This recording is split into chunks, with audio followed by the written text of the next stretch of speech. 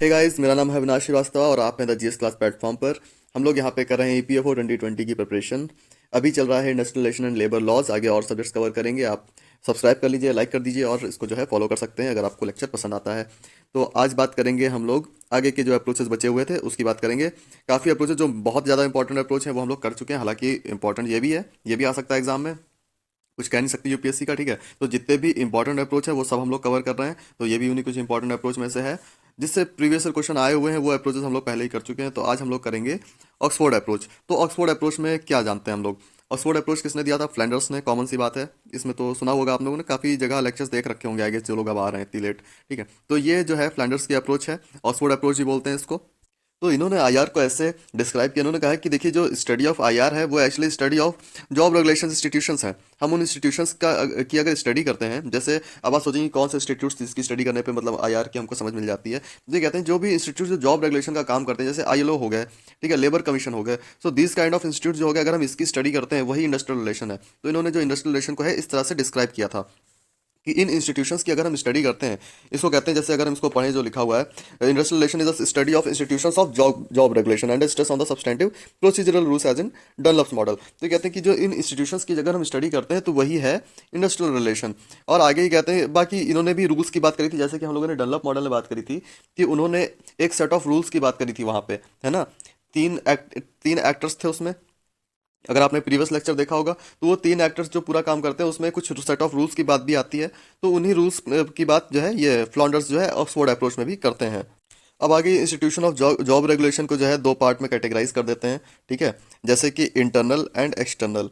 अब इंटरनल में अगर हम बात करें तो इंटरनल में क्या आता है, जैसे हमने कोई कोर्स बना दिए, ठीक है, कोई रूल सेट ऑफ रूल्स बना दिए जो कि एक इंडस्ट्री के अंदर काम आएंगे, तो वो हो जाते हैं जो इंटरनल रेगुलेशन। ठीक है, इंटरनली अगर हम रेगुलेट कर रहे हैं तो उसके लिए जो रूल्स, ऑब्वियसली वो रूल्स जो हैं जो इंडस्ट्री के अंदर लगेंगे तो वो इंटरनल रेगुलेशन हो जाएगा किसी भी इंडस्ट्री के अंदर।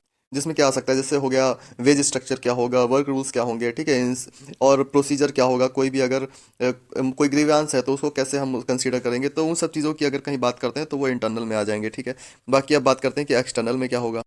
देखिए ये क्या कहते हैं, he views trade union as an external organisation and excludes collective agreement from the sphere of internal regulation. तो ये कहते हैं कि देखिए जो ट्रेड यूनियन को एक तो ये एक्सटर्नल ऑर्गेनाइजेशन जैसे ट्रीट करते हैं, तो ऑब्वियसली जब ट्रेड यूनियन को एक्सटर्नल ऑर्गेनाइजेशन जैसे ट्रीट करेंगे तो जो कलेक्टिव एग्रीमेंट्स होंगे या कलेक्टिव बार्गेनिंग की जो बात होगी तो उसको भी ये क्या सोचेंगे कि वो भी एक एक्सटर्नल चीज़ है। तो वो आ गया इनके एक्सटर्नल रेगुलेशन में। तो इंटरनल में आप समझ गए, और एक्सटर्नल में आ जाएगा कलेक्टिव बार्गेनिंग या कलेक्टिव एग्रीमेंट टाइप की जो चीज़ें होंगी वो सब इनकी आ जाएंगी एक्सटर्नल के अंदर। आगे इन्होंने एक फॉर्मूला दिया था जो कि इसको ऐसे पढ़ सकते हैं, ठीक है, R is equal to function B और R is equal to function C. तो ये कलेक्टिव बार्गेनिंग और कन्फ्लिक्ट के उसमें है ये। हालांकि आपको याद रखने की जरूरत नहीं है, एग्जाम में भी नहीं आएगा, जस्ट क्योंकि उसमें है तो मैंने बस बता दिया। अगर मान लीजिए जैसे कभी एग्जाम में आ जाइए, हालांकि बहुत ऊपर लेवल का क्वेश्चन बन जाएगा अगर ये यूपीएससी पूछ लेता है, तो इसको याद करने की कोई जरूरत नहीं। अगर याद हो भी जाता है तो आपके नॉलेज के लिए अच्छा है, आपको हो सकता है इंटरव्यू में काम आ जाए। ठीक है, जैसे इसमें अब आर क्या है, R the rules of governing industrial relation हो गया, और बी कलेक्टिव बार्गेनिंग हो गया, C is equal to conflict resolve through collective bargaining. So इसका मतलब जो है ये आप समझ सकते हैं। आगे कहते हैं the rules of the industrial relation systems were determined through the rule making process of collective bargaining. मतलब एक तरह से आप कह सकते हैं कलेक्टिव बार्गेनिंग से ही जो है एक रूल्स जो होते हैं एक इंडस्ट्रियल रिलेशन के वो किसी तरह निकल के आते हैं। ठीक है, collective bargaining was consider as apex to the industrial relation system. तो कलेक्टिव बार्गेनिंग उन्होंने जो है सर्वोपरि माना है किसी भी एक इंडस्ट्रियल रिलेशन के अंदर। Collective bargaining as per this approach is considered as a political institution involving power relationships between employer and employees. तो कलेक्टिव बार्गेनिंग को इन्होंने एक तरह से पॉलिटिकल इंस्टीट्यूशन काइंड ऑफ माना है कि उसमें दोनों दोनों ही देखिए एम्प्लॉयर और एम्प्लॉयज दोनों ही एक कलेक्टिव बार्गेनिंग के थ्रू, समझ लीजिए एक रस्सी है, एक तरफ एम्प्लॉय खड़े हैं, एक तरफ एम्प्लॉयर खड़ा है, और जो जितना ज़्यादा जो रस्सी अपनी तरफ खींच लेगा उसकी तरफ बहुत ज़्यादा पावर आ जाएगी। तो कलेक्टिव बार्गेनिंग एक इसी तरह काम करता है, आप इस तरह समझ सकते हैं ना। तो इस तरह की जो बातें हैं तो वो इस अप्रोच के अंदर बताई जाती हैं कि दोनों ही जो है सोचते हैं कि पावर को किस तरह से जो है अपने पाले में ज़्यादा पावर को ले आया जाए थ्रू कलेक्टिव बार्गेनिंग। तो इस तरह की अप्रोच जो है ये वाली है। देखिए बहुत ज़्यादा मैं इसको कॉन्साइज करने की कोशिश कर रहा हूँ कि लेक्चर ज़्यादा से ज़्यादा छोटा हो और आपका टाइम जो है कम वेस्ट हो इसको पढ़ने में। तो इसलिए मैं बीच बीच में पॉज करके जो है स्क्रॉल कर लेता हूँ और बिल्कुल टू द पॉइंट बता रहा हूँ। लेकिन इसका मतलब ये नहीं है कि आप ये पीडीएफ नहीं पढ़ेंगे, आपको पीडीएफ पढ़नी पड़ेगी, और हो सके तो आप शॉर्ट नोट्स बनाइए, है ना, लेक्चर से शॉर्ट नोट्स बनाइए और शॉर्ट नोट्स से ही रिवाइज कर लीजिए। और पीडीएफ मान लीजिए अगर आपको कुछ समझ में नहीं आ रहा तो पीडीएफ उठा के देखिए, क्योंकि आखिरी टाइम मान लीजिए मैं आपको 100-150 पेज की पीडीएफ दे दूँ तो आप उसको रिवाइज कर लेंगे क्या? नहीं रिवाइज कर पाएंगे, है ना। हालांकि पीडीएफ से ज़्यादा ही पेजेस की होगी, 100-150 पेज की नहीं होगी। ठीक है, चलिए बात करते हैं अब क्रिटिसिज्म की। देखिए क्रिटिसिज्म में इसमें क्या होता है, क्रिटिसाइज करते हैं, कहते हैं कि देखिए ये बहुत नैरो है है ना। जो इसको इसको जो आपने अप्रोच दी है, इससे हम बहुत ज़्यादा पूरा कॉम्प्रहेंसिव फ्रेमवर्क बना नहीं सकते। एक इंडस्ट्रियल रिलेशन को पूरा हम रेगुलेट नहीं कर पाएंगे। जो आपने अप्रोच दिया है, इससे कुछ ज़्यादा भला नहीं होने वाला है। इसको हम कहीं पर भी इंप्लीमेंट करेंगे तो ये आधा अधूरा सा लगेगा। ठीक है, आगे बात करते हैं। It overemphasise political process, जो कहते हैं कि एक पॉलिटिकल प्रोसेस है कलेक्टिव बार्गेनिंग, उसको इन्होंने बहुत ज़्यादा उस पर एम्फसाइज किया है, उसे बहुत ज़्यादा जोर दिया है। कहा है कि नहीं, ये पूरी पॉलिटिकल है ना, पावर के लिए ये सब चीज़ें तो है। इन्होंने कहा है कि ये जो है पूरी की पूरी पॉलिटिकल पे बहुत ज़्यादा इन्होंने एम्फसाइज की हैं चीज़ें। आगे अगर बात करें तो ये कहते हैं कि जो भी और फैक्टर्स, देखिए अब ऐसा तो है नहीं कि किसी भी एक इंडस्ट्रियल रिलेशन अगर कहीं पे स्टैब्लिश हो रहा है तो वहाँ पे बस यही दो चार फैक्टर्स होंगे, है ना। और भी फैक्टर्स होंगे जो वहाँ के इंडस्ट्रियल रिलेशन को इन्फ्लुएंस करेंगे, तो उनका उसको जो है इनसफिशिएंट वेटेज दी गई है, वहाँ पे ज़्यादा वेटेज नहीं दी गई है उन सारे फैक्टर्स पे। उसकी बात करते हैं यहाँ पे, ठीक है। और कहते हैं इंस्टीट्यूशनल एंड पावर फैक्टर्स पे बहुत ज़्यादा इन्होंने ध्यान दिया है, पूरा जो है जो कि ऊपर बता चुके हैं, ठीक है। तो ये सेम चीज़ है, तो आगे देखते हैं। अच्छा हाँ, ये मार्केट स्टेटस, टेक्नोलॉजी और इन सब बातों पे जो है इन्होंने कम जोर दिया है। फैक्टर्स जो जिनकी मैं बात कर रहा था ऊपर, वो फैक्टर्स नीचे लिखे हुए हैं। तो market status of parties, ideology, तो इन सब चीज़ों पे इन्होंने कम ध्यान दे रखा है। अच्छा, एक चीज़ और ध्यान रखिएगा, जो ऊपर की ऑक्सफोर्ड अप्रोच मैंने आपको बताई है, वो डनलप की सिस्टम अप्रोच की में जो है दो एक चीज़ कॉमन है, दोनों ही रूल्स की बात करते हैं। तो अगर मान लीजिए कहीं पे अगर इस तरह से क्वेश्चन आए तो आप जो है दोनों में से जो अप्रोच दे रखी होगी, दोनों एक साथ नहीं दे रखी होंगी, तो कोई भी एक अप्रोच दी होगी तो वहाँ पे जो है आप उसमें लगा सकते हैं आंसर, ठीक है। तो ये बात ध्यान रखिएगा थोड़ा सा।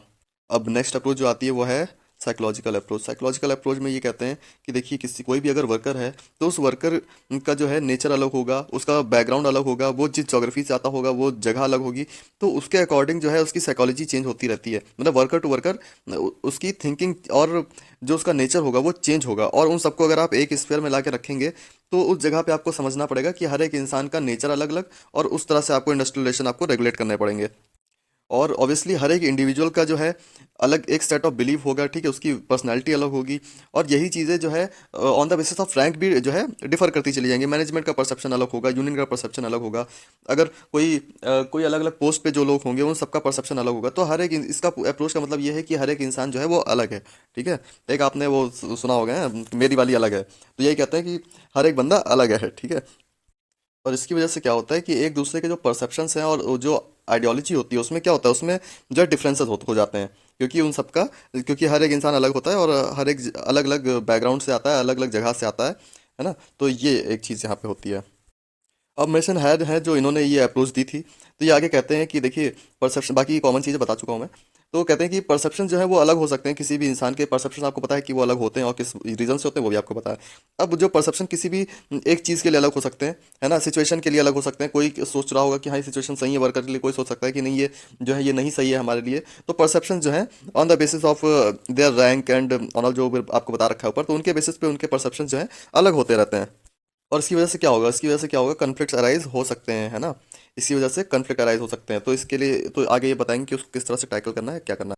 अब आगे अगर आप ये सोचें कि देखिए, अगर हर एक इंसान अलग है और जब उसका परसेप्शन अलग है, और उसके परसेप्शन को अगर ये जो है एड्रेस नहीं किया जाएगा, तो क्या होगा, वो इंसान फ्रस्ट्रेट हो जाएगा, अंदर ही अंदर फ्रस्ट्रेशन आने लगेगी उसकी। और फिर उसको क्या, वो एग्रेसिव एक्शन करेगा, स्ट्राइक्स करेगा, है ना। और वायलेंस कर सकता है, घेराव कर सकता है। ये सब चीज़ें जो है वहाँ एक इंडस्ट्री के अंदर हो सकती हैं। तो अब इन सब बातों को जानने के बाद ये सब बताने के बाद ये बोलते हैं कि इंडस्ट्रियल पीस जो है वो रिजल्ट होता है correct perception and attitudes of both the parties. दोनों पार्टीज जो है उनका एक अगर सही परसेप्शन होगा किसी भी एक चीज़ को लेकर, है ना, या मतलब जो भी है कॉमन कॉमन चीज़ के लिए तो परसेप्शन होगा, है ना। तो उसके लिए जो है अगर उनका करेक्ट परसेप्शन होगा और एटीट्यूड दोनों पार्टीज का सही होगा, तो वही तब इंडस्ट्रियल पीस जो है बना पाएंगे, ठीक है। इधर से करेक्ट परसेप्शन जाएगा, और क्या जाएगा, सही एटीट्यूड जाएगा, और इधर से क्या निकलेगा, इधर से तब निकलेगा इंडस्ट्रियल पीस, ठीक है। चलिए, हमेशा मैं एग्जांपल देता हूँ। अच्छा, चलिए आगे देखते हैं। आगे बताते हैं कि देखिए, अगर स्टैंड इंडस्ट्रियल रिलेशन है तो उसका रीज़न क्या हो सकता है। उसका रीज़न ये हो सकता है कि इनह्यूमन अप्रोच है, ठीक है, मैनेजमेंट की, और rigid stand of trade unions. देखिए, आप यहाँ पे कहते हैं कि ऐसा नहीं कि दिक्कतें खाली मैनेजमेंट की हमेशा गलती होती है, हो सकता है ट्रेड यूनियन की उस जगह पे गलत हो, उसने कोई रिजिड स्टैंड ले रखा हो, है ना। आगे आप पढ़ेंगे जब स्ट्राइक्स के बारे में आपको बताऊंगा, तो स्ट्राइक्स भी इलीगल, लीगल, जस्टिफाइड और नॉन जस्टिफाइड, ठीक है। तो इस तरह से जो है इसके ऊपर भी डिपेंड करता है। तब ट्रेड यूनियंस को बताया जाता है कि देखिए, आपकी स्ट्राइक फेयर है लेकिन आप वायलेंस नहीं कर सकते। तो इन सब बातों का भी ध्यान दिया जाता है। तो यहाँ पर ट्रेड यूनियंस भी कभी कभी गलत हो जाती हैं, और मैनेजमेंट भी कभी कभी सही हो जाता है, या मैनेजमेंट गलत या ट्रेड यूनियन सही हो जाती हैं। तो इन सब बातों के बारे में यहाँ पे बताते हैं कि एक अगर स्टैंड इंडस्ट्रियल रिलेशन है तो उसका रीज़न जो है ये भी हो सकते हैं, है ना। इवन हमेशा यही होता ही है। चलिए आगे बात करते हैं। The national planning association of US, इन्होंने एक क्या किया, इन्होंने एक सर्वे कंडक्ट कराया। और सर्वे कंडक्ट कराया तो इन्होंने कहा कि ये कुछ फैक्टर्स बताए जो इंडस्ट्रियल रिलेशन को जो है अफेक्ट करते हैं। हो सकता है ये एग्जाम में आ सकता है, तो पीडीएफ में पड़ा हुआ है, ठीक है। तो इन्होंने कहा कुछ फैक्टर्स हैं जो एक इंडस्ट्रियल को जो है अफेक्ट करते हैं। चलिए उस फैक्टर्स की बात करते हैं। पहले फैक्टर की बात करें तो ये कहते हैं कि मैनेजमेंट को जो है वो कलेक्टिव बार्गेनिंग जो है एक्सेप्ट करनी चाहिए किसी भी इंडस्ट्री के अंदर। ऑब्वियसली कलेक्टिव बार्गेनिंग के बिना कोई भी इंसान अपनी बातें कैसे मनवाएगा, है ना। वो पावर बैलेंस जो होता है वो कैसे होगा। दूसरी बात करते हैं, management must ensure that there is mutual trust and confidence between the management and the trade union. Mutual trust बहुत जरूरी है किसी भी ऑर्गेनाइजेशन के अंदर, और कॉन्फिडेंस बना रहना चाहिए। मतलब जैसे म्यूचुअल ट्रस्ट होगा तभी तो कॉन्फिडेंस आएगा। मान लीजिए बहुत बड़ा सा ऑर्डर आ गया और आपके वर्कर्स अगर स्ट्राइक करते हैं, तो म्यूचुअल ट्रस्ट और कॉन्फिडेंस कहाँ कहाँ से आएगा एक इंडस्ट्री के अंदर। तो उसकी बात यहाँ पे करते हैं। Even the unions must fully accept the organization as their private ownership and should do all possible things to enhance the goodwill and prosperity of the organization. तो देखिए, एक किसी भी एक इंडस्ट्री का गुडविल और प्रॉस्पेरिटी अगर आपको इंक्रीज करना है, किसी भी इवन किसी भी इंडस्ट्री की सेल या परचेज या उसकी जो साख बनती है वो कहाँ से बनती है, वो उसकी गुडविल उसके गुड्स के बेसिस पे बनती है। तो उसको अगर इन्हांस करना है तो पूरा का पूरा, मतलब पूरा का पूरा तो नहीं कह सकते, लेकिन हाँ एक अच्छा खासा पोर्शन जो है वो वहाँ के वर्कर्स के कंधों पर होता है। अगर वो सही काम करेंगे, सही गुड्स प्रोड्यूस करके देंगे, तो उस इंडस्ट्री की जो है गुडविल बनेगी। तो ये काम तभी होगा जब एक जो ट्रेड यूनियन वहाँ की होगी वो क्या कहते हैं, एक अफेक्शन टाइप का अगर क्रिएट करे अपनी इंडस्ट्री के साथ कि हाँ ये इंडस्ट्री मेरी है और हमको जो है इसकी गुडविल और प्रॉस्पेरिटी का ध्यान रखना है और हमको जो है इसको आगे तक लेके जाना है। वो चीज़ें तभी आ पाती हैं। तो इसकी बात कही गई है थर्ड फैक्टर में। फोर्थ में क्या कहा है, neither management nor the trade union should adopt legalistic and highly rigid approach while doing collective bargaining. कह रहे हैं कलेक्टिव बार्गेनिंग करते टाइम किसी भी ट्रेड यूनियन को या ना कि किसी मैनेजमेंट को रिजिड या फिर लीगलिस्टिक जो अप्रोच है उनको नहीं इख्तियार करना चाहिए कलेक्टिव बार्गेनिंग के टाइम पे, है ना। अगर ऐसा करेंगे तो अब आप ये समझ सकते हैं कि एक घर है और घर के अंदर मान लीजिए बाप बेटे में लड़ाई हो गई और उनमें से कोई भी एक अगर पुलिस को बीच में इन्वॉल्व कर लेता है तो और रहना उसी घर में है कल को, तो एक हार्श सा रिलेशन बन जाता है। वो चीज़ें फिर सही नहीं लगती हैं। तो यही इसी तरह की कुछ जो ये फैक्टर है उसी तरह की कुछ बातें करता है। आगे कहते हैं there must be constant consultation information sharing between management and the workers union. तो कह रहे हैं कि इन्फॉर्मेशन शेयरिंग और कंसल्टेशन ये सब चीज़ें जो है एक सही तरीके से होती रहनी चाहिए बीच में, ठीक है। 6 पॉइंट इधर लिख दिया, sorry. It must be ensure that grievances are promptly settled at the level of the plant workshop. तो आगे ये बात करते हैं कि कहीं पर भी अगर कोई ग्रीवांस हो गया है तो उसको जो है प्रॉम्प्टली तुरंत के तुरंत सेटल कर लिया जाए प्लांट या वर्कशॉप लेवल पर ही, है ना। उसको और आगे कहीं ना खींचा जाए। It would be highly beneficial if the grievances handling procedure could be flexible simple and informal. Obviously अगर ये चीज़ें अगर फ्लेक्सिबल सिंपल और इनफॉर्मल होंगी तो वो ग्रीवांसेस को हैंडल करना बहुत ईजी हो जाएगा। इस तरह से ही करना चाहिए। तो बहुत हाईली बेनिफिशियल होता है कि अगर किसी को कोई दिक्कत है वो तुरंत सॉल्व हो जाती है, तो उससे अच्छी बात क्या हो सकती है किसी वर्कर के लिए, है ना। चलिए 8 की बात करते हैं। Management should not interfere in the internal matter of the union. Internal matter of union से आप समझ सकते हैं कि वहाँ पे जो उसका लीडर किसी को अगर चूज करना है तो उसमें मैनेजमेंट को अपना हस्तक्षेप नहीं करना चाहिए, अपना लीडर नहीं वहाँ पे पहुँचा देना चाहिए, वरना फिर वो वर्कर्स की बात नहीं सुनेगा। तो इस तरह की चीज़ों में जो है इंटरनल मैटर्स में मैनेजमेंट को इंटरफेयर नहीं करना चाहिए। 9th की अगर बात करें तो environmental factors do not themselves bring peace but they create condition to develop it. It must never be ignored. अब एनवायरमेंटल फैक्टर्स पेड़ पौधे लगाने की बात नहीं करी जा रही है, यहाँ बात करी जा रही है कि वहाँ पे कैसा माहौल है, एक इंडस्ट्री के अंदर कैसा माहौल बनाया जा रहा है, लोग सपोर्टिव है कि नहीं है, और बाकी और भी एनवायरनमेंट में और भी चीज़ें देखी जाती हैं कि उस इंडस्ट्री में क्या सुविधाएं दी जा रही हैं, एसी है कि नहीं है, सेफ्टी है कि नहीं है, है ना, ड्रिंकिंग पर्पस के लिए वाटर सही जगह से अवेलेबल है कि नहीं है, हाइजीन कैसी है, ये सब इन्वायरमेंटल फैक्टर्स में आते हैं। तो ये पीस डायरेक्टली तो नहीं ला सकते, लेकिन हाँ ये बहुत काफ़ी हद तक हेल्प करते हैं किसी भी इंडस्ट्री में पीस लाने के लिए। 10th की अगर बात करें, it must be understood that industrial peace is the result mainly of attitudes of two party rather than, मैंने बताया था ना ऊपर, ये वही चीज़ बता रहे हैं कि अगर किसी पार्टी का कैसा एटीट्यूड है वो उसी पर डिपेंड करता है कि वहाँ पे इंडस्ट्रियल पीस होगा या नहीं होगा, या कैसा इंडस्ट्रियल पीस होगा। तो ये बात हो गई इसकी जो इन्होंने सर्वे कराया था। चलिए हेनरी सैंडर्स की एक्शन थ्योरी अप्रोच की बात करते हैं। इन्होंने मेन फोकस किया था कलेक्टिव बार्गेनिंग पे। कहाँ गया कलेक्टिव बार्गेनिंग, अरे कलेक्टिव बार्गेनिंग की बात एक हिसाब से करी थी। इन्होंने ये कहा था कि देखिए जो वहाँ पे है कोलिशन एक रिलेशनशिप बनती है, कोलिशन रिलेशनशिप बनती है किसी भी इंडस्ट्री में, और वहाँ से ही अगर कोई भी इशू अगर आता है तो हम उसको रिजॉल्व कर सकते हैं कलेक्टिव बार्गेनिंग के थ्रू, कोऑपरेशन और कलेक्टिव बार्गेनिंग के थ्रू उसको रिजॉल्व कर सकते हैं। और बस इतना ज़्यादा कुछ है नहीं, बस यही इन्होंने बात कही थी कि पूरा मैकेनिज्म जो है उसी के आसपास इन्होंने पूरा का पूरा मैकेनिज्म कलेक्टिव बार्गेनिंग के आसपास घुमा दिया। अगर इससे बहुत ज़्यादा क्वेश्चन बनेगा तो यही बनेगा कि एक्शन थ्योरी अप्रोच जो है वो किससे रिलेटेड है। तो हेनरी सैंडर्स ने, हालांकि थोड़ी बहुत सिस्टम अप्रोच से मिलती जुलती चीज़ें हैं, लेकिन तब भी वो बहुत कॉम्प्रहेंसिव अप्रोच है अगर इस हिसाब से देखा जाए सिस्टम अप्रोच। तो इस तरह से इसको देख सकते हैं। अब आगे बात करते हैं ह्यूमन रिसोर्स मैनेजमेंट अप्रोच की। अब इन्होंने क्या किया, इन्होंने फैक्टर्स बता दिए कि आप इन फैक्टर्स पर ध्यान देंगे, ह्यूमन रिसोर्स के इन फैक्टर्स को इस तरह से मैनेज करेंगे तो आपका वहाँ पे इंडस्ट्रियल पीस जो है लाया जा सकता है और बहुत ही सही होगा उस इंडस्ट्री के लिए। अब उन फैक्टर्स की सीधे बात कर लेते हैं, क्योंकि इन्होंने यही बताया है मेन कुछ फैक्टर्स में, किसी भी एक ह्यूमन रिसोर्स को कुछ फैक्टर्स में डिवाइड कर दिया कि इन बातों पर आप ध्यान दीजिए। आगे देखते हैं उसके बारे में। देखिए ये कुछ फैक्टर्स है: human resource organisation, human resource planning, human resource system development, relationship, utilisation, accounting and audit. तो ये इन्होंने ये सब चीज़ें, ये फैक्टर्स बता रखे थे कि इन पर आप ध्यान दिया जाए तो इंडस्ट्रियल पीस के लिए, इंडस्ट्रियल रिलेशन के लिए सही होगा। इन फैक्टर्स की बात करिए में इन्होंने। तो आज के लिए इतना रखते हैं, ठीक है। और आगे में है और भी ज़्यादा लेक्चर्स ऑफ फ्रीक्वेंसी ज़्यादा रहेगी। हो सकता है एक दिन में कभी 2 लेक्चर आ जाएंगे, या अब पहले 2-3 दिन में एक लेक्चर आता था, अब लेक्चर जो है जल्दी जल्दी आना शुरू हो जाएंगे। बहुत ज़्यादा टेंशन लेने की ज़रूरत नहीं है। और अगर आपको लेक्चर पसंद आ रहे हैं तो सब्सक्राइब जरूर कर लीजिएगा। सब्सक्राइब बहुत कम लोगों ने कर रखा है, देखते तो सब है लेकिन सब्सक्राइब बहुत कम कर रखा है। लगभग 30-40% लोगों ने सब्सक्राइब कर रखा है। तो सब्सक्राइब कर लीजिएगा और लाइक जरूर कर दीजिएगा। उससे पता चल जाता है कि आप लोग देख रहे हैं, इतने लोगों ने ध्यान से देखा है। मैं फिर कंसीडर वही करता हूँ, हाँ इतने लोगों ने ध्यान से देखा है, 40 लाइक आए तो हाँ इतने लोगों ने देखा है। तो ये काम जरूर करते हो, मोटिवेशन मिल जाता है साथ में, है ना। चलिए तो आज के लिए इतना रखते हैं। Take care, goodbye, stay safe.